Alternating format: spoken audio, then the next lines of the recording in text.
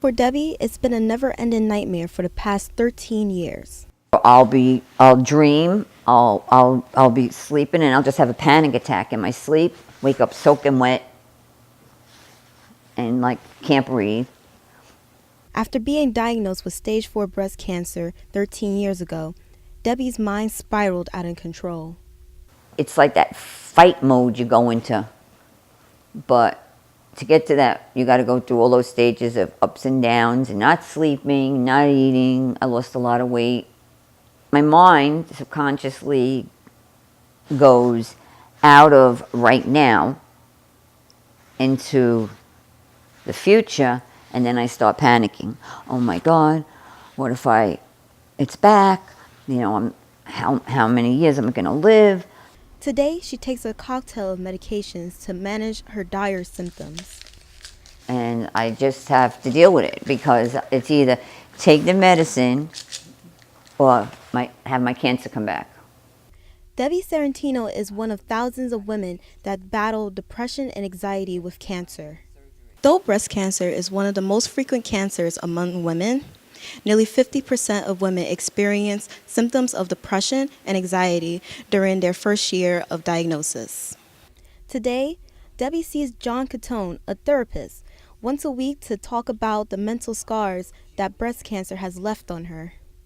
If they're suffering from anxiety of any sort, but I think the anxiety that comes from cancer might be the most extreme form because it's an existential anxiety. Fear of death is very real and very rational in this case. Existential anxiety is when a person feels uneasy about their meaning, choice, and freedom in life, and it makes a person feel like their life is pointless. But Felicia Schneberg found a way to combat her depression after being diagnosed with stage 3 advanced breast cancer. However, she had a different approach. And I enlisted all my friends, my family, anyone that would help me to do these things with me. When we went to chemo, for instance, I brought a friend and I taught someone how to play mahjong, or I'd watch, movies with them, and I'd always bring lunch and we'd have a nice time for how many hours I was having to do the chemo. I never made it a negative thing. Obviously, when you hit with the big C, no matter who you are, you're going to get scared and, oh my God, I'm going to die. It's a club nobody wants to join. But once we're there, let's be positive about it, and try to get through it together and have a group of people that support each other and say how we can get ahead and how we can get through this. Though cases of anxiety and depression differ from patient to patient, both Debbie and Felicia agree that mental health should always be a top priority with doctors.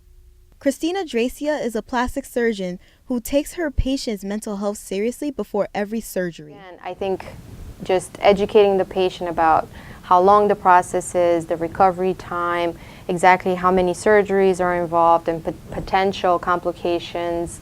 It's very important to get them ready and get them ready in the right mindset to embark on this journey, because this is a journey. It takes commitment from both the doctor and the patient. Till then, Debbie continues to go through her everyday life trying to keep positive and manage her mental health.